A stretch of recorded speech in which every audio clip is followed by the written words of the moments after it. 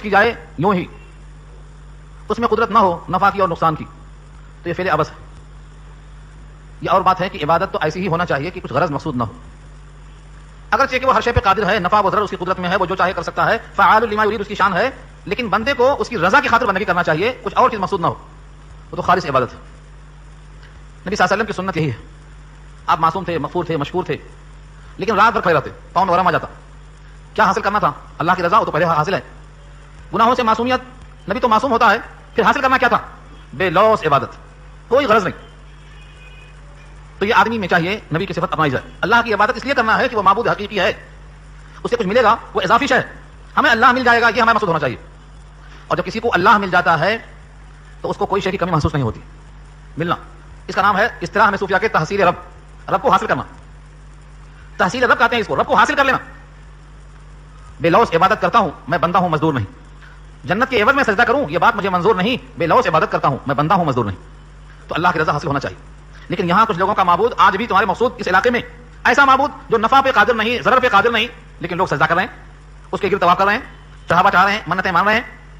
یہی ہندوستان سینکڑوں خداؤں سے بھر گیا ہے، اس سے بڑا شرک اور کیا ہو سکتا ہے؟ لیکن ہم ہیں کہ اس طرف متوجہ ہی نہیں ہوتے، ہماری توجہ کہیں اور لگی ہوئی ہے، اس غفلت میں حیات ختم ہو جائے گی۔ اس آیت کا مقصود دیکھیے، قل کہیے، اندعو کیا ہم بلائیں، من دون اللہ اللہ کے علاوہ سے، ماں، یہ ماں کے معنی معبود، کون سا؟ ماں کے معنی عموم ہے، اس میں ایسے ایسوں کو بلائیں جتنے لوگوں کی پرستش کی جاتی ہے اللہ کو چھوڑ کر، یہ سب لفظ ماں کے عموم میں داخل ہیں، ایسے ایسوں کی پرستش کریں، لا ينفعنا جو ہم کو نفع نہیں دے سکتے، ولا يضرنا اور ہم کو ضرر بھی نہیں پہنچا سکتے، ونرد على اعقابنا اور ہم پلٹ جائیں ہماری ایڑیوں کے بل، بعد اذ ہدانا اللہ بعد اس کے کہ اللہ نے ہم کو ہدایت دے دی، اللہ نے ہدایت دے دی یعنی توحید پر ہم کو قائم کر دیا، وحدانیت پر ہم لگ گئے، اب وحدانیت پر آنے کے بعد پھر پلٹ کر ہم ایسوں کو معبود اور ایسوں کو مسجود اور ایسوں کو ہم اپنا مشکل کشا مان لیں، اس میں کوئی طاقت نہیں، کوئی قوت نہیں، تو ہدایت کے بعد گمراہی ہوگی۔ اس سے اللہ کے نبی پناہ مانگتے تھے، پناہ مانگتے تھے۔ ربنا لا تزغ قلوبنا، قرآن کریم کی آیت ہے، پیچھے گزر چکی ہے، یہ دعا سکھلائی گئی ہے، ربنا لا تزغ قلوبنا بعد اذ هديتنا وهب لنا من لدنك رحمة انك انت الوهاب، اے ہمارے پروردگار ہماری مغفرت فرما دیجیے اور ہدایت پر آ جانے کے بعد ہمارے دلوں کو ٹیڑھا مت کیجیے، اور اپنے پاس سے ہمیں عطا فرمائیے رحمت، کیونکہ آپ بہت دینے پر قادر ہیں۔ ایک تشبیہ دی گئی ہے، جو نہ مضر ہو نہ مفید ہو، اسے کوئی سجدہ کرتا ہو تو اس کی ایسی حالت ہے جیسے کسی کو شیطان نے چھو کر دیوانہ بنا دیا ہو، کالذی اس شخص کی طرح ہے، استہوتہ الشیاطین، شیاطین نے اس کو چھو کر دیوانہ بنا دیا ہو، استہوتہ، استہوتہ کے معنی آتے ہیں شیاطین کے اثر سے اس کا مجنوں کی طرح حرکتیں کرنا، فی الارض زمین میں، حیران، حیران تو اردو میں ہے حیران و پریشان، یہ حیران و پریشان ششدر ہے، متحیر ہے، بے راہ ہو کے آ گیا، کس نے چھوا؟ شیطان نے چھوا۔ بے نہیں ایسا ہی جملہ پیچھے آ چکا ہے تیسرے پارے میں، یتخبطہ الشیطان من المس، چھو کر کے شیطان نے دیوانہ بنا دیا، یہاں ہے شیطان نے اس کو اپنے راستے پر لے کر ہدایت سے دور کر دیا ہے۔ جنگل میں کوئی آدمی پریشان پھرتا ہو شیاطین کے اثر سے تو کیسا دیوانی حرکتیں کرتا ہے؟ ایسا شخص جو اللہ کے غیر کی پرستش کرتا ہے وہ ایسا ہی دیوانی حرکتیں کرتا ہے، اور آج بھی اس کا مشاہدہ کر لو، اللہ کی طرف متوجہ ہونے والا موحد سمجھ بوجھ کو باقی رکھتا ہے، ہر چیز میں سوچتا ہے، فہم و ادراک سے کام لیتا ہے، لیکن جو آدمی توحید سے ہٹ جاتا ہے اور ایسوں ویسوں کو معبود مان کر سجدہ ہو جاتا ہے، اس کی حرکتیں ایسی ہوتی ہیں کہ گویا شیطان نے دیوانہ بنا دیا ہے۔ کہتے ہیں ایک شخص زمین میں ہے، حیران و پریشان، ششدر ہے، جنگل میں بکھر گیا ہے، شکار کھیلنے گیا ہوگا کالی ہرن کا، حیران و پریشان ہے، لہو اصحاب، اس کے دوست بھی ہیں، ادعونہ، وہ دوست اس کو دور سے پکارتے ہیں، آجا ادھر ہیں ہم، الی الہدی، صراط مستقیم ادھر ہے، راستہ ادھر ہے، ادھر سے آئے تھے، یہ شہر ہے، اتنا آجا ہمارے پاس، پکارے جا رہے ہیں، پکارے جا رہے ہیں، مگر یہ شخص اس صراط مستقیم پر آنے کو تیار نہیں ہے۔ لہو اصحاب یدعونہ الی الہدی اتنا، ہدایت کی طرف آؤ، بلا رہے ہیں، قرآن پکار رہا ہے، صحابہ قرآن پکار رہے ہیں، صحابہ کرام سے لے کر آج تک قرآن کریم کو ہاتھوں میں دے دیا گیا ہے، یہ سارے اصحاب پکارتے ہیں، مگر یہ دیوانہ حرکتوں بازیاں چلا گیا ہے یہاں۔ آج بھی کروڑوں انسان اپنی پیشانی کو اللہ کے بجائے اللہ کے غیر کے سامنے جھکا دیتے ہیں، اور ان کو سارا جہان پکارتا ہے لیکن وہ نہیں آتے۔ اس آیت کو لے کے درے در گھرے گھر پھرو، بولو اللہ نے کہا ہے صراط مستقیم پر آ جاؤ، اللہ کے غیر میں کچھ نہیں ملنے والا ہے۔ قل، اعلان کر دو، ان ھدی اللہ ھو الھدی، بے شک اللہ کی ہدایت وہی حقیقی ہدایت ہے اور کوئی ہدایت حقیقی ہدایت نہیں ہو سکتی۔ وہ امرنا، اور ہمیں حکم دیا گیا ہے، لنسلم لرب العالمین، کہ تاکہ ہم اطاعت گزار بن جائیں رب العالمین کے لیے، رب العالمین کے لیے ہم سرنڈر ہو جائیں، اور رب العالمین کے واسطے ہم ہمارے اعضاء کے ساتھ متوجہ ہو جائیں، اللہ کے غیر کے لیے، رب العالمین کے علاوہ کے لیے ہمیں حکم نہیں دیا گیا ہے۔ یہ ہے خالص توحید۔ سوال یہ ہوگا کہ رب العالمین کے لیے پوری طرح اطاعت کرنے کا طریقہ کیا ہوگا؟ تو لگے ہاتھوں کو بھی واضح کر دیا، وَأَنْ أَقِيمُوا الصَّلَاةَ، اور وہ یہ ہے کہ قائم کرو نماز، نماز کو پابندی کے ساتھ قائم کرو، وَاتَّقُوهُ، اور اسی سے ڈرو، اس کے سوا کسی کا خوف دل میں نہ ہو۔ تو اللہ کی طرف توجہ کرنا یہ ہے، اس کی ہدایت یہ ہے، اس کی اطاعت، اور اطاعت کے ساتھ ساتھ تقویٰ، خاص طور سے تقویٰ نام ہے اللہ کے خوف کا، خوف اتنا ہو کہ اس کا فرض نہ ٹوٹنے پائے، خوف اتنا ہو کہ اس کی خلاف ورزی نہ ہونے پائے، خوف اتنا ہو کہ جن چیزوں سے اس نے روکا ہے وہ حرام چیزوں کی طرف ہماری توجہ رغبت نہ کرنے پائے، تو تقوی آیا۔ لیکن متقی سب ہیں جھوٹ بولنا نہیں چھوڑیں گے، یعنی ہمارا تقوی اور ہمارے اندر خدا کا خوف اتنا نہیں آیا کہ ہم جھوٹ بولنا بند کر دیں، وعدہ خلافی بند کر دیں، حرام مال کھانا بند کر دیں، لوگوں کو دھوکہ دینا بند کر دیں۔ اگر اتنا خوف نہیں آیا تو تقوی کا جو مطلوب معیار ہے نہیں پورا ہوا۔ اللہ سے ڈرو، کون نہیں ڈرتا؟ سب کہتے ہیں اللہ سے ڈرتے۔ شراب پینا بند نہیں ہو رہا ہے تو مطلب کیا ہوا؟ خدا کا خوف کم ہے، شراب کی چاہت زیادہ ہے۔ نماز چھوڑنا بند نہیں ہو رہا ہے، مطلب یہ ہوا کہ اللہ کا حکم کمزور، خواہشات کا حکم غالب آیا۔ تو تقوی کا مطلب یہ ہے اتنا تقوی، اتنا خوف کہ ہم اللہ کا حکم پورا کر دیں اور جن چیزوں سے اللہ نے روکا ہے ان سے رک جائیں، اتنا خوف آ گیا تو یہ مطلوب ہے۔ وَهُوَ الَّذِي إِلَيْهِ تُحْشَرُونَ، اور وہی اللہ ہے جس کی طرف تم سب کو جمع کیا جائے گا۔ یہ جملہ بار بار آ چکا ہے۔ کائنات میں سارے انسان کہیں بھی ہوں، کسی زبان کے چاہنے والے بولنے والے ہوں، رنگ و نسل کے امتیاز کے بغیر، سب اللہ کی طرف جمع کیے جائیں گے۔ جیسے آج بیت اللہ میں جمع کیے جاتے ہیں، آج تو بیت اللہ میں اہل ایمان جمع ہوتے ہیں، مختلف علاقے، مختلف زبان، مختلف گروہ، مختلف قبائل، لیکن وہ دن ایسا آئے گا کہ اس میں ہر شخص جمع کیا جائے گا۔ دونوں گروہ، قومیت کے دو نشان بتائے گئے ہیں، اگلی آیت میں مضمون آ رہا ہے۔ وَهُوَ الَّذِي خَلَقَ السَّمَاوَاتِ وَالْأَرْضَ بِالْحَقِّ، وہی اللہ جس نے پیدا کیا آسمانوں کو اور زمین کو حق کے ساتھ۔ وَيَوْمَ يَقُولُ، اور جس دن وہ کہیں گے کن ہو جا، فَيَكُونُ، تو ہر چیز ہو جائے گی۔ کائنات میں مرنے کے بعد مٹی میں رل مل گئے، مٹی نے کھا لیا، اب اس بوسیدہ مٹیوں کو دیکھ کر، قبروں کو دیکھ کر خیال آتا ہے اب تو ختم قصہ، اب انہیں کہاں اٹھانا، کون اٹھے گا، کون پوچھے گا، کون جواب ملے گا، پھر شباب کہاں سے آئے گا؟ اللہ فرماتے ہیں تم سوچ کے تھک جاؤ گے، ہمارے واسطے صرف کن کا دینا کافی ہے، سب کھڑے ہو جائیں گے، سب کھڑے ہو جائیں گے۔ تمہاری عقل میں تخلیق نہیں آئے گی کیونکہ تم خود مخلوق ہو، تم اسی تخلیق کا ایک جز ہو، تم کو دیگر تخلیق تصور کرنا ممکن نظر نہیں ہے کہ تم سمجھتے ہو ہم اپنے ہاتھوں سے کچھ تخلیق کر کچھ بناتے ہیں۔ ہم نے مفردات کو تیار کیا، یہ تخلیق نہیں ہے، معدوم بود کرنا یہ تخلیق ہے۔ ہم نے معدوم کو موجود نہیں کیا، موجودہ شے کو جوڑ کر ایک کسی پہلے سے الفاظ ہیں، دو مصرے بنا دیا، اس شاعر کی تخلیق ہے، اینٹ ہے، سیمنٹ ہے، بالو ہے، ریتی ہے، ان کو اکٹھا کر دیا، یہ بلڈر کی تخلیق ہے۔ ہر آدمی کی تخلیق کا یہی عالم ہے کہ موجود کو مرکب کر دیتا ہے، لیکن حقیقی تخلیق یہ ہے جو چیز موجود نہ ہو، معدوم شے کو اکٹھا کرنا، یہ ہے تخلیق۔ تو خالق کے لیے کن کا دینا کافی ہے۔ قولہ الحق، اللہ کا قول حق ہے، قولہ، ان کا قول حق ہے، یعنی جو کچھ فرمایا سب سچ ہے۔ وَلَهُ الْمُلْكُ، اور اسی کی بادشاہت ہے۔ اس بادشاہت کا صحیح اظہار کب ہوگا؟ آج تو آپ کہتے ہیں ہم گھر کے مالک ہیں، ہر ملک کا بادشاہ خود کو بادشاہ سمجھتا ہے، لیکن یہ تمام بادشاہتیں، ملکیتیں عارضی ہیں۔ انسان حقیقت میں خود اپنے جسم کا مالک نہیں، اپنی آنکھ کا مالک نہیں ہے، اپنے کان کا مالک نہیں ہے، یہ مجازی ملکیت، عارضی ملکیت ہے، یہ فنا ہونے والی ہے۔ حقیقی ملک کا اظہار کہاں ہوگا؟ جب وہ ينفخ فی الصور۔ وَلَهُ الْمُلْكُ، اسی کی بادشاہت ہے اس دن کہ پھونکیں گے سور میں، ينفخ، پھونکا جائے گا سور میں۔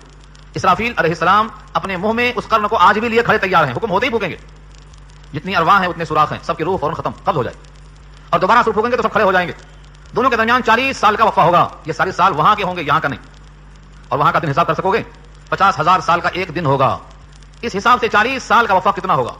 تب تک لوگ پڑے رہیں گے۔ ان تمام مدت میں کیا ہوگا آپ کے لیے مشکل ہے۔ اللہ فرماتے ہیں عالم الغیب والشہادہ، وہ غیب اور شہادہ، پوشیدہ اور ظاہر دونوں کو جاننے والا ہے، اس کے علم سے کوئی چیز باہر نہیں ہے۔ وہو الحکیم الخبیر، اور وہ حکمت والا اور خبر رکھنے والا ہے۔ اللہ نے اپنے بندوں کو بھی یہ حکمت عطا کی ہے، اللہ نے اپنے بندوں کو بھی بعض اہم کاموں سے باخبر کیا ہے۔ تو اللہ تعالیٰ جب خود چھپی اور ظاہر چیزوں کا جاننے والا ہے، وہ جتنا مناسب سمجھتا ہے دوسروں کو علم دیتا ہے، تو وہ حکیم اور خبیر جس کو چاہے باخبر کر دے اور جس کو چاہے ایمان باتوں سے لبریز کر دے۔ ایک مثال دے کے فرمایا اللہ نے، دیکھو میرا بندہ ایک خلیل ہے، ابراہیم علیہ السلام، میری ان سے خلت ہو گئی، دوستی ہو گئی، اللہ نے ان کو اپنا خلیل منتخب کر لیا، خلت کا تاج پہنایا، کیونکہ زندگی کے تمام مرحلے میں اگزام اور امتحان جب لیا تو ابراہیم نے وفاداری کا اظہار کیا۔ وہ ابراہیم الذی وفا، ابراہیم نے وفا کی۔ وَإِذِ ابْتَلَىٰ إِبْرَاهِيمَ رَبُّهُ بِكَلِمَاتٍ فَأَتَمَّهُنَّ، جہاں جہاں امتحان لیا کھڑے نکلے، ہر جگہ ہر چیز سے زیادہ اللہ کی محبت ظاہر کیا انہوں نے۔ کہا بیوی کو چھوڑ دو، چھوڑ دیا، وطن کو چھوڑ دو، چھوڑ دیا، ماں باپ کو چھوڑ دو، چھوڑ دیا، آبا و اجداد جن کی پوجا کرتے تھے ان بتوں کو چھوڑ دو، چھوڑ دیا، اس شہر کو چھوڑ دو، چھوڑ دیا۔ بڑھاپے کا سارا ایک بچہ تیار ہوا، 13 سال کا ہوا، اللہ نے کہا لگتا ہے تمہاری محبت بیٹے میں زیادہ بڑھ رہی ہے، میری محبت کا تقاضا یہ ہے کہ میرا حکم قبول کر کے بیٹے کو چھوڑ دو، بیٹے کو چھوڑ دیا۔ لقد سینا چٹیل میدان وادی غرضی ذرا جہاں جینے سے پڑھنے کا کوئی امکان نہیں تھا، وہاں لا کے چھوڑ دیا۔ یہ بھی نہیں کہا کہ میں چھوڑ رہا ہوں، اللہ کا حکم ہے، خود سمجھ جانا کہ میرا حکم اور میرا عمل سب اللہ کے حکم کے تابع ہوتا ہے۔ بیوی نے خود پوچھا کیا اللہ کا حکم ہے یہ جو چھوڑ کے جاتے ہو؟ فرمایا ہاں۔ خاتون نے کہا اللہ کا حکم برباد کرنے کو نہیں ہوتا، آباد کرنے کو ہوتا ہے۔ حاضرہ کے دل میں یقین تھا کہ اس سے اللہ آباد کریں گے، برباد نہیں کریں گے۔ آج بیت اللہ کی آبادی پر کائنات رش کرتی ہے، کچھ نہیں پیدا ہوتا لیکن ہر چیز تیار ملتی ہے، دنیا کے تمام علاقوں سے زیادہ عمدہ کوالٹی ملتی ہے۔ مجھے اچھی طرح یاد ہے ایک سیب میں کھایا تھا کشمیر میں، بالکل ہرے رنگ کا ہوتا ہے، بالکل ہرے رنگ کا، اس کا نام ہے رزاق وال، اس سیب کا نام رزاق وال، کسی شہر میں ڈھونڈا ہوا آپ کو نہیں ملے گا۔ وہ کشمیر میں باغی میں ٹوٹتا ہے اور باغی میں پیک ہو جاتا ہے اور سیدھا مکہ چلا جاتا ہے۔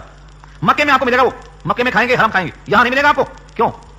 یہ جو بائی ثمرات کل شیء رزق، اللہ کا یہ وعدہ ہے ہر پھل وہاں پہنچایا جاتا ہے، پیدا کہیں ہوگا لیکن وہاں پہنچایا جائے گا۔ یہ جو بائی ثمرات کل شیء، ہر چیز کا پھل وہاں پہنچے گا۔ تو اللہ تعالیٰ پر یقین کرنے والوں کا یہ حال تھا، ان کو یہ نہیں معلوم کہ یہاں مر جائیں گے، بیوی مر جائے گی، بچہ مر جائے گا، کیا ہوگا میرا بڑھاپے میں۔ جس اللہ نے جوانی میں اور بچپنے میں ہمارا خیال کیا تھا، وہی اللہ بڑھاپے میں خیال کرے گا۔ بڑھاپے کے خوف سے عہدے کام نہیں کر لینا چاہیے، خلاف شریعت جتنے کام سب عہدے، تو ابراہیم نے وفا کی. ابراہیم نے کیسے توحید کو حاصل کیا اور کیسے شرک کو انہوں نے رد کر دیا. اگر کوئی بچہ کسی مشرک یہاں پیدا ہوا ہے تو اس کی تمثیل عرض کیا ہے. ابراہیم کے باپ آزر مشرک تھے, بت بنا کر بیچتے تھے, اس کی روٹی کھاتے تھے, یعنی صرف بتوں کو پوچھتے نہیں تھے بلکہ سپلائی کرتے تھے, جہاں جہاں تک پہنچ سکتا ہے پہنچاتے تھے. ابراہیم سے کہا تم بھی بیچ کے آؤ, تم بھی بیچ کے آؤ.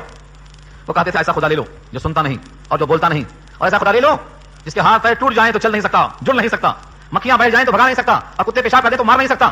ایسے خدا کو لے لو جو اپنی آبیدی کو بیان نہیں کر سکتا. ایسا خدا کو لے لو جن کی کوئی اپنی حفاظت کا ذریعہ نہیں ہے, تم ہی ان کے شکار کرنے والے ہو.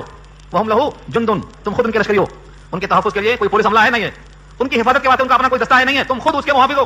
تم کھلاؤ تو کھائیں, تم نہلاؤ تو نہائیں, تم اٹھاؤ تو اٹھیں, وہ خود کسی کام کے نہیں ہے. ایسا خدا لے لو.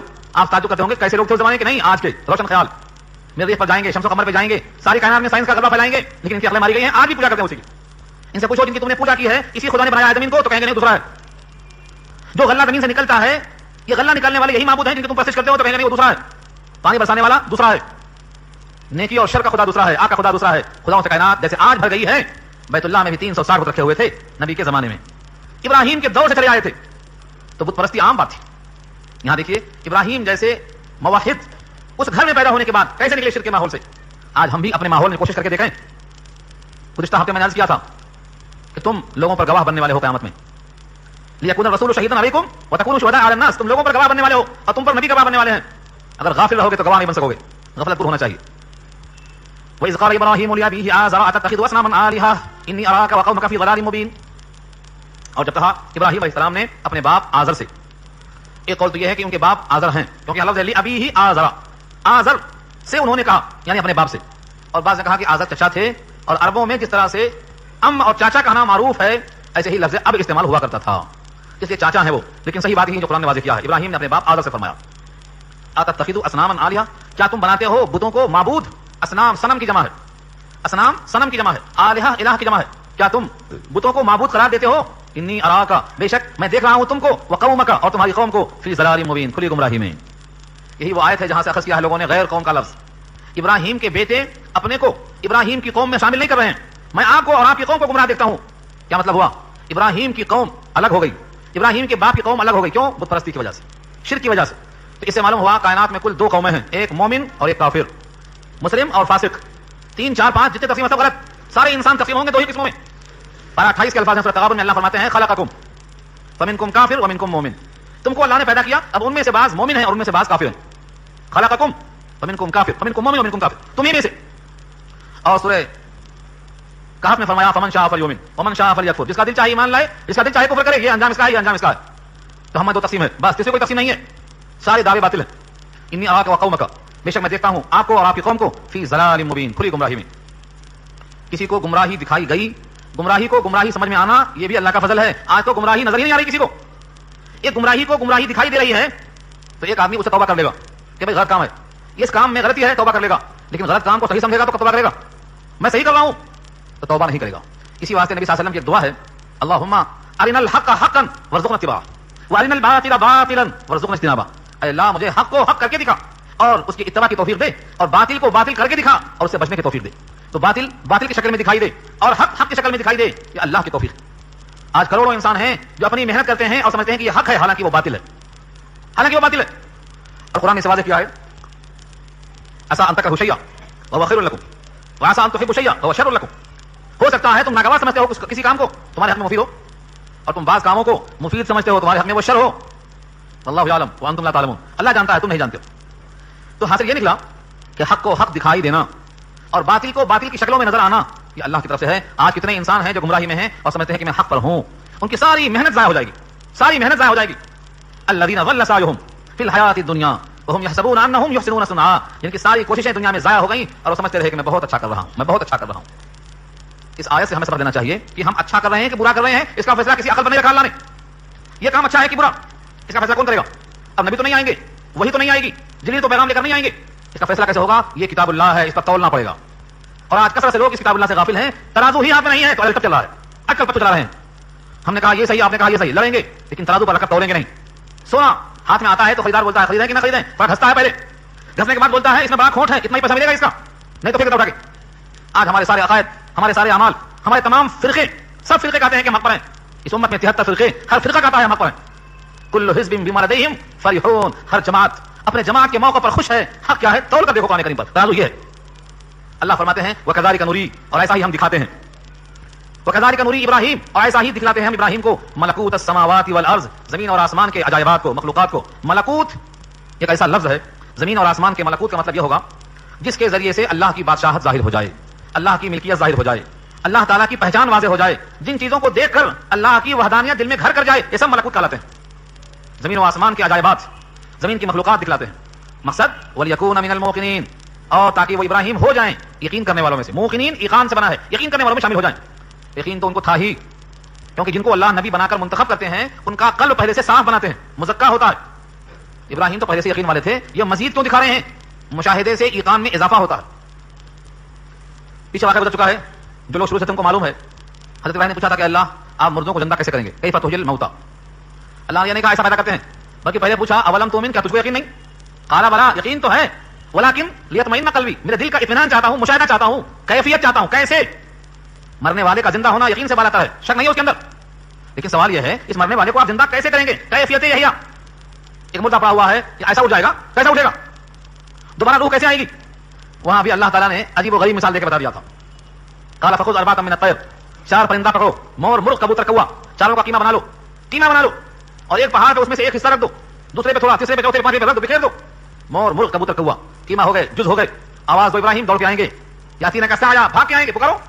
ابراہیم نے کہا مرغ، تو وہاں سے دھڑ، وہاں سے پر، وہاں سے گوشت کا ٹکڑا، وہاں سے ہڈیاں فضاؤں میں اکٹھا ہو گئی، مرغ بن گیا اور سامنے حاضر ہو گیا. ایسا پیدا کریں گے اللہ، ایسے قادر ہیں. مرغ پکارا تو مرغ آیا، کبوتر آیا، کوا آیا، اور وہاں ٹکڑا بتایا تھا میں نے آیت کا. ان چاروں کو پکڑنے کے بعد فوراً قیمہ کرنے کا حکم نہیں دیا تھا، کہا ان کو پہلے مانوس کر لو، ہلا ملا لو، تاکہ پہچاننے میں چھپانا پیدا ہو. یہی وہی مرغ ہے، دوسرا اڑ کے آیا ہوگا کہیں سے. فصرهن الیک، ان کو اپنی طرف مانوس کر لو، اچھی طرح متعارف ہو جاؤ. ہاں یہ وہی مرغ ہے، وہی رنگ ہے، وہی سائز ہے. پہلی بار جیسا پیدا کیا تھا اللہ نے بغیر ختنے کا، بغیر ناخن کٹے ہوئے، ویسا پیدا کرے گا. کما بدانا اول خلق نعیدہ وعدا علینا انا کنا فاعلین، ہم کر کے رہیں گے ایسا، ایک ناخن بھی ضائع نہیں ہوگا. یہ پر طویل واقعہ ہے بخاری کا. ایک میں نے سنایا تھا آپ کو، ایک آدمی کو خدا کا خوف بہت غالب تھا. خدا کا خوف غالب تھا. اس نے کہا جب میں مر جاؤں تو مجھے اللہ کے وعدے نہ کرنا، مجھے پہلے جلا دینا، اور جلنے کے بعد ہڈیوں کو چھوڑنے دینا، ان کو پیس ڈالنا، پیس کے بورا بورا کر دینا، اور سمندر کے پاس جا کر جب تیز ہوا چلتی ہے تو تھوڑا تھوڑا اڑانا، تاکہ میرے سارے اجزاء بکھر جائیں، کچھ خشکی میں، کچھ تری میں، کچھ فضاؤں میں تحلیل ہو جائیں، اور میں حساب دہی کے خوف سے بچ جاؤں. وہاں جیسے ہی وصیت کے مطابق کر دیا گیا، جلایا گیا، پیسا گیا، ہواؤں میں اڑایا گیا، بکھر گیا فضاؤں میں. اللہ نے کہا کن ہو جا، کھڑا ہو گیا سامنے. کہا تم نے ایسا کیوں کیا؟ کہا اللہ تیرے خوف سے، تیرے خوف سے، تیرے عذاب کے خوف سے. اللہ نے اس کی مغفرت فرما دی. یہ بنی اسرائیل کے زمانے کا واقعہ ہے، حضور صلی اللہ علیہ وسلم نے بیان کیا ہے، بخاری میں درج ہے. اور یہ بھی آگے سن لو، اب ایسا کوئی کرے گا تو جائز نہیں ہے. خدا کے خوف سے جلا دو، مجھے پیس دو، نہیں چلنے والا ہے. خدا کا حقیقی خوف ہے تو خدا کی کتاب کو فالو کرو، اور جس نبی کو بھیجا ہے ہو بہو اس کی نقل کر لو، محبوب بن جاؤ گے، خوف ختم ہو جائے گا. تو ابراہیم کو اللہ نے سب دکھائے تھے، یہ عجائبات زمین کے ہوئے، اور ایسے ہی عجائبات آسمان کے ہیں، وہ بھی سنو آگے. یہ سب دکھایا اللہ نے تاکہ ابراہیم کا یقین پختہ تر ہو جائے، ایمان بالغیب مشاہدے میں آ جائے، ان کے دل میں اتنا اطمینان پیدا ہو جائے. حضرت علی کا مقولہ یاد آتا، فرماتے تھے مجھے جنت و جہنم پر اتنا یقین ہے کہ اگر میرے سامنے آ جائیں تو اس یقین میں اضافہ نہیں ہوگا. اتنا یقین ہے، جنت و جہنم سامنے آ جائیں تو اضافہ نہیں ہوگا، کیونکہ مجھے اتنا یقین ہے. ایک خاتون کا بچہ مر گیا تھا، وہ رو رہی تھی. حضور نے فرمایا دیکھنا چاہتی ہو بچے کو؟ تیرا بیٹا جنت میں کھیلتا ہے، دکھا دوں؟ خاتون نے کہا اب ضرورت نہیں ہے، کیونکہ جنت نہیں دیکھا، جہنم نہیں دیکھا، بغیر دیکھے آپ کی زبان پہ مان لیا ہے. جب جنت کا وجود آپ کی زبان سے مان لیا ہے تو جنت میں کھیلتا ہوا بچہ بھی اگر ہم نہ مانے تو ایمان کا حساب باقی رہے گا. ایسا ایمان تھا صحابہ کا. اللہ تعالیٰ نے وہ یقینات آج بھی دکھائے ہیں. ملکوت السماوات والارض جو دکھلائے تھے ابراہیم کو، آج بھی ہیں، لیکن ہم غافل ہیں، گزر جاتے ہیں. ایک روٹی کا لقمہ جو ہم کھاتے ہیں یہ بھی اللہ کی توحید کو ثابت کرنے کے لیے کافی ہے. زمین سے نکلنے والی کوپل بھی کافی ہے، ماں کے پیٹ سے پیدا ہونے والا بچہ بھی کافی ہے، کانٹوں کے ساتھ پھول، اس کی خوشبو بھی کافی ہے. لیکن ہم ان تمام چیزوں سے گزر جاتے ہیں. یمرون علیہا، ان تمام پر سے ہم گزرتے ہیں، مگر کیسے؟ غفلت کے ساتھ گزرتے ہیں، اعراض کر جاتے ہیں. دیکھو قصہ بہت طویل ہے ابراہیم علیہ السلام کا. ایک رات کا واقعہ بیان کرتے ہیں. فلما جن علیہ اللیل رأى کوكبا، جن جنوں کے معنی رات کا تاریخ ہونا. پر جب چھا گئی ان پر رات، مطلب تاریکی چھا گئی، رأى دیکھا، کوكبا تاروں کو، قال ھذا ربی، کہا یہ ہے میرا رب. عام آدمی کہے گا ابراہیم نے تاروں کو رب کہا ہے تو مشرک ہو گئے. معاذ اللہ، ایسا نہیں، چونکہ قوم مختلف چیزوں کی پوجا کرتی تھی، کوئی تاروں کو، کوئی سورج کو، کوئی شمس و قمر کو. شمس و قمر کی پوجا ہوتی تھی. تو یہ نفسیاتی کھیل ہے، نفسیاتی. اگر تمہاری بات سچ ہے اے لوگوں تو گویا یہ میرا رب ہے، کیونکہ تم اسے رب کہتے ہو. ھذا ربی، یہ میرا رب ہے. اگر میں تمہارے ساتھ ہوں تو گویا یہ تمہارا رب ہے، تو میرا بھی ہوا. فلما افل، جب وہ ڈوب گیا، ظاہر یہ ہے کہ ڈوبے گا. قال، تو فرمایا لا احب الافلین، ڈوب جانے والوں کو میں پسند نہیں کرتا. جو خود ڈوب جائے وہ ہمیں کیا بچائے. لا احب العافلین، ایسے غرور بلانے والوں سے محبت کر سکتا ہوں. گویا یہاں پر ایک شک پیدا کرنا ہے قوم کے دل میں کہ تم جسے خدا کہتے ہو وہ خود اپنے وجود کو کھو بیٹھا، معدوم ہو گیا.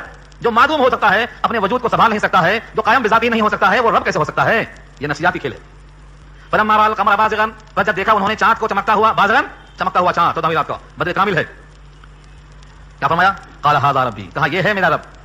تارا ڈوب گیا، اور ظاہر یہ ہے کہ یہ دوسرے رات کا واقعہ ہوگا. ترتیب کے ساتھ بیان ہونے سے سمجھتے ہیں کہ ایک ہی رات میں تارا بھی اور ایک ہی رات میں چاند بھی اور ایک ہی رات میں سورج بھی. نہیں، ایسا نہیں ہے.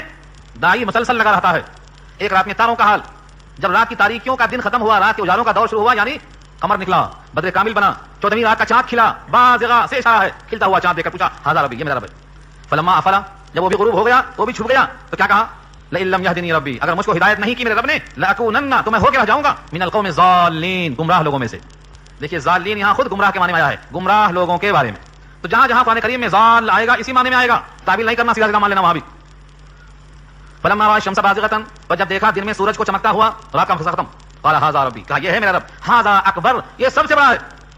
فلما افلت، جب وہ بھی سورج ڈوب گیا، قال، تو بول پڑے، یا قومی، اے میری قوم کے لوگوں، انی بریء مما تشركون، میں تو بری ہوں، میں بیزار ہوں ان تمام معبودان باطلہ سے جن کو تم شریک کرتے ہو اللہ کے ساتھ. یہ کیا ہے؟ ابراہیم تاروں کے بت پرست نہیں تھے، اور ابراہیم سورج کی پوجا نہیں کرتے تھے، ابراہیم قمر کی پوجا نہیں کرتے تھے، لیکن قوم کو ساتھ لے کر قوم کے دل میں اس بات کو ڈال دیا کہ جس کی تم پوجا کرتے ہو وہ خود معدوم ہو جاتا ہے، اور جو معدوم ہو وہ خالق نہیں بن سکتا ہے.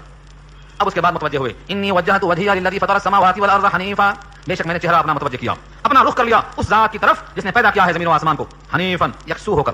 حنیف کے معنی سب سے کٹ کر ایک کی طرف مائل ہو جانا، اس کو حنیف کہتے ہیں. حنفیت یہی ہے، سب سے کٹ جانا، ایک کی طرف متوجہ ہو جانا. وما انا من المشرکین، اور میں نہیں ہوں شرک کرنے والوں میں سے. اسی کی تاکید ہے یہ. وحاجہ قومہ، اور محاجہ کیا اس سے اس کی قوم نے، جھگڑا کیا. محاجہ کے معنی حجت بازی، حجت الکھڑی، فرضی دلیلیں پیش کیا. ابراہیم سے محاجہ کیا، جھگڑا کیا.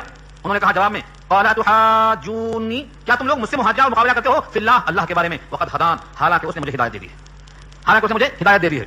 ولا اخاف ما تشركون به الا ان شاء ربي شيئا، اور نہیں خوف کھاتا ہوں میں ان تمام سے جن کو تم شریک کرتے ہو اللہ کے ساتھ، مگر یہ کہ چاہے میرا رب کچھ بھی. رب جو چاہے میرے ساتھ کر سکتا ہے، لیکن تم جن کی پوجا کرتے ہو ان کی مخالفت سے مجھے کوئی خطرہ نہیں ہے. دیکھو ایمان بنتا ہے، کہتے ہیں وہاں کا چبوترا نہیں کھرچنا، وہاں پر چبوترا کھرچیں گے تو تم پر یہ ہو جائے گا اور وہ ہو جائے گا. ابراہیمی ہو تو اس آیت میں غور کرو، ولا اخاف، مجھے ڈر نہیں ہے جن کی تم پوجا کرتے ہو، شرک کرتے ہو، مجھے کسی سے کوئی خطرہ نہیں ہے، کچھ اندیشہ نہیں ہے. ہاں میرا رب ہی کچھ چاہے نقصان پہنچانا تو اس کی مرضی ہے. وسع ربی کل شیء علما، وسیع ہے علم کے اعتبار سے ہر چیز کو میرا رب میرا علم کے اعتبار سے سب چیز کو حامل ہے، سب چیز کو اٹھائے ہوئے. افلا تتذکرون، کیا تم دھیان نہیں دیتے؟ اس کے بعد یہ آخری آیت اتنا پیارا نفسیاتی علاج کرتی ہے. نفسیاتی علاج، وکیف اخاف ما اشرکتم ولا تخافون انکم اشرکتم باللہ ما لم ينزل به علیکم سلطانا. اللہ اکبر، کیا توحید کے دلائل ہیں، کیا لب و لہجہ ہے، کیا جلال ہے اس جملے میں. اور کیسے میں ڈروں ان سے جن کو تم شریک کرتے ہو، حالانکہ تم نہیں ڈرتے ہو اللہ کے ساتھ شریک کرتے ہوئے ایسوں کو جن پر کوئی سند نازل نہیں کی گئی. تم خدا کے ساتھ ان کو شریک کرتے ہو، تم نہیں ڈرتے ہو، تو ہم کیسے ڈریں؟ دوسرے لفظوں میں تم باطل پر ہو کر نہیں ڈرتے ہو، ہم حق پر ہو کر کیوں ڈریں؟ ہم توحید پر رہ کے کیوں ڈریں؟ تم مشرک ہو کر ڈرتے نہیں ہو. وکیف اخاف، اور کیسے میں ڈر سکتا ہوں، ما اشرکتم، جن کی تم پوجا کرتے ہو، ولا تخافون، اور تم خوف نہیں کھاتے ہو، انکم اشرکتم باللہ، بے شک تم نے شرک کیا ہے اللہ کے ساتھ. ما لم، یہی ما یہاں بھی آیا عموم، ما لم ينزل به، جس پر نازل نہیں کیا گیا علیکم سلطان، تم پر کوئی دلیل. تم جس بت کی پوجا کرتے ہو اس کے معبود ہونے پر کوئی دلیل نازل ہوئی؟ تم سورج کی چاند کی پوجا کرتے ہو، اس پر کوئی حجت ہے؟ تم نے تو جہاں دیکھا نفع وہاں جھکا دیا، جہاں دیکھا خطرہ وہاں جھکا دیا. تم نے تو ہر جگہ سر کو جھکا کے اسے خاک کر دیا. دنیا کی سب سے زیادہ غلط موقع پر استعمال ہونے والی شے کیا ہوئی؟ تو پیشانی ہو گئی، جبین انسان کی. اللہ نے اس پیشانی کو اپنے لیے خاص کیا تھا، لیکن یہ پیشانی بالکل پامال ہو گئی، ہر جگہ جھک جاتی ہے. فأي الفريقين أحق بالأمن، دونوں فریقوں میں سے امن کا زیادہ حقدار کون ہے؟ بولو سوچ کر. تم اللہ کے ساتھ جن کو شریک کرتے ہو ان کے خدا ہونے پر کوئی دلیل نہیں، اور میں اپنے رب کی بندگی کرتا ہوں اس پر دلیل موجود ہے کہ جو خالق ہے وہی معبود ہونے کے لائق ہے. اب بتاؤ دونوں میں سے کون فریق احق بالامن، امن کا زیادہ حقدار کون ہے؟ ان کنتم تعلمون، اگر تم جانتے ہو. آخری آیت بہت اہم ہے، اور اس آیت میں یہ مت سمجھو کہ ان کے واسطے ہے، یہ ہر مومن کے واسطے ہے. چھلنی لے کے چھاننا، کنکر تو نہیں کہیں گیہوں میں، گیہوں کھانے سے پہلے کیا کرتے آپ؟ گیہوں کو چھانتے، کنکر تو نہیں ہے کہیں، صرف گیہوں جائے گا، کنکر نکال کے پھینکیں گے آپ. صاحب ایمان کو یہاں پر دعوت دی جاتی ہے کہ تم اپنے ایمان کو ٹٹول کر دیکھو کہیں شرک سے ملتبس تو نہیں ہے، کیونکہ قلب یہ محل ایمان بھی ہے اور محل شرک بھی ہے. ایک گلاس میں دونوں چیزیں ہیں، پانی بھی اور دودھ بھی، تو خلط ملط ہونے کا خطرہ ہے. اس میں پانی ہے تو دودھ نہیں، اور دودھ ہے تو پانی نہیں. تو قلب میں اللہ کی تصدیق ہے یا اللہ کی تصدیق نہیں ہے، شک ہے. اگر کسی کا ایمان خلط ملط ہو گیا شرک کے ساتھ تو اس کے لیے ہدایت نہیں ہے، اور جس نے اپنے ایمان کو بچا لیا خلط ملط ہونے سے، گڈ مڈ ہونے سے، وہ انسان کامیاب ہو جائے گا. آپ کا قلب ایسا ہے جیسے ایک برتن. ایمان نام ہے یقین کا، اور ایمان کی ضد کیا ہے؟ شک ہے. یا یوں کہا جائے ایمان کی ضد شرک ہے. اور شرک کا بھی محل اور برتن قلب ہے. ایک ہی برتن میں اگر دو چیزیں ہوں گی تو خلط ملط ہونے کا خطرہ ہے. قلب میں ایمان ہو اور شرک نہ ہو تو وہ اللہ کے ہاں قابل قبول ہے. بچاؤ. دیکھو جملے کیسے اچھے ہیں. الذین آمنوا ولم یلبسوا ایمانہم بظلم. وہ لوگ جو ایمان لے آئے اور انہوں نے گڑمٹ نہیں کیا اپنے ایمان کو ظلم کے ساتھ. لم یلبسوا, گڑمٹ نہ کیا ہو, تلبیس نہ کیا ہو, ملایا نہ ہو, خلط ملط نہ کیا ہو. ایمانہم بظلم, اپنے ایمان کو ظلم کے ساتھ. جب یہ آیت نازل ہوئی تو صحابہ چمک گئے, کیونکہ یہاں ظلم کا لفظ ہے. ظلم کے معنی عام تکلیف, تھپڑ مار دیا یہ بھی ظلم, گالی دیا یہ بھی ظلم, زمین دبا دیا یہ بھی ظلم, کسی کو حقیر سمجھا یہ بھی ظلم, کسی پستاقت کو پستاقت کہا یہ بھی ظلم. تو صحابہ نے کہا اینا لم یظلم, ہم میں ایسا کون ہے جس نے کبھی ظلم نہ کیا ہو. آقا نے کہا یہ ظلم مراد نہیں, ان الشرک لظلم عظیم, ظلم کی اعلیٰ درجے کی شان, ظلم کا سب سے اونچا حصہ کیا ہے؟ ان الشرک لظلم عظیم, شرک بہت بڑا ظلم ہے. تو ظلم کی اعلیٰ قسم مراد ہے یہاں پر وہ ہے شرک. اپنے ایمان کو شرک سے بچاؤ. جس نے اپنے ایمان کو گڑمٹ نہ کیا ہو ظلم کے ساتھ یعنی شرک کے ساتھ. یہاں سے امام اعظم فرماتے ہیں اصل ایمان تصدیق قلبی ہے, ورنہ شرک سے گڑمٹ کیسے ہوتا؟ شرک سے گڑمٹ ہونے کا مطلب یہ ہے کہ دونوں کا محل ایک ہو اور وہ ہے قلب. تو جب محل شرک قلب ہے اور محل ایمان قلب ہے تو گڑمٹ کا خطرہ ہے. اسے معلوم ہوا اصل ایمان تصدیق قلبی ہے. زبان سے اقرار اس کے لیے شرط ہے, اور اعضاء سے جوارح سے کچھ عمل صالح کرنا یہ ایمان کی تکمیل ہے, مکملات ایمان ہے. فرمایا اولئک لهم الامن, انہی کے واسطے امن ہے, وهم مهتدون, اور یہی لوگ ہدایت یافتہ. ہدایت یافتہ کون ہے؟ امن کس کے لیے ہے؟ جس کے ایمان میں شرک کا شائبہ نہ ہو. یہ آیت کا حاصل ہے. اب آپ چیک کریں کہ ایمان میں گڑمٹ نہ ہونے سے کیا مراد ہے. بہت سے لوگ ہر چیز مانتے ہیں, ہم نبی کی ہر بات مانتے ہیں, لیکن اپنی خواہشات کو بھی تھوڑا سا چلاتے ہیں, تھوڑا سا. صرف شادی کے موقع پر اکلوتا بیٹا ہے, اکلوتی بیٹی ہے, ایک ہی تو ارمان تھے, باجا بجائیں گے. اللہ کے حبیب کا قول یہ اچھی طرح یاد کر لو, تم میں سے کوئی شخص اس وقت تک مومن نہیں ہوتا جب تک کہ اس کی خواہشیں تابع نہ ہو جائیں میرے لائے ہوئے دین کی. لا یؤمن احدکم حتی یکون ہوا تبعا لما جئت به, میں جو لایا ہوں کتاب و سنت اس کے ماتحت جب تک ہو جائے اس کی خواہش, تب اس ایمان کامل نہیں ہوتا. آج تلاش کر کے دیکھو کہ اپنے نفس کو گھونٹنے والا کون ہے, اپنی خواہشات کا دم گھونٹ کر سنتوں پر چلنے والے کون ہیں, کہاں ہیں زمین پر. احساس ختم ہوا, وائے ناکامی متاع کارواں جاتا رہا, اور کارواں کے دل سے احساس زیاں جاتا رہا. ہم ضائع ہو گئے, ہمیں اس کا احساس ہی نہیں رہا. ہم نے قرآن کو چھوڑ دیا, ہمیں اس کا ادراک ہی نہیں ہو سکا. تو اس آیت کا خلاصہ یہ نکلا کہ ہم اپنے ایمان کا جائزہ لیتے رہیں. امن چاہتے ہیں, ہدایت چاہتے ہیں. امن یہاں ہے کہ آخرت میں یہ تو نہیں کہا اللہ نے امن ہے ان کے لیے. جب اللہ نے مطلق رکھا ہے تو آپ مقید نہ کریں کہ وہاں امن ہے, یہاں جوتے کھاتے رہیں گے. نہیں, اگر سچے مومن ہو جائیں, خالص مومن ہو جائیں, تو یہاں بھی غلبہ انہی کو ملے گا. مومن کی حیات پاکیزہ ہوگی. اللہ نے فرمایا من عمل صالحا منکم من ذکر او انثى وهو مؤمن فلنحيينه حیاتا طیبہ. اگر کوئی مومن ہے پکا, چاہے مرد ہو یا عورت ہو, اس کو پاکیزہ حیات دینا ہمارا کام ہے. تو پاکیزہ حیات ملے گی, امن ملے گا, ہدایت ملے گی. شرط یہ ہے کہ توحید پر آ جاؤ, خالص توحید پہ آ جاؤ. یہ وہ حجتیں تھیں جو اللہ نے عطا کی تھیں ابراہیم کو. اب یہاں سے ابراہیم کی حجت مکمل ہوئی. اب ان کے خاندان کے ساتھ بہت سے انبیاء کرام کا نام آئے گا اور ان کی اتباع کا حکم دیا جائے گا. وقت بھی ہو گیا ہے, رکوع بھی مکمل ہو گیا ہے.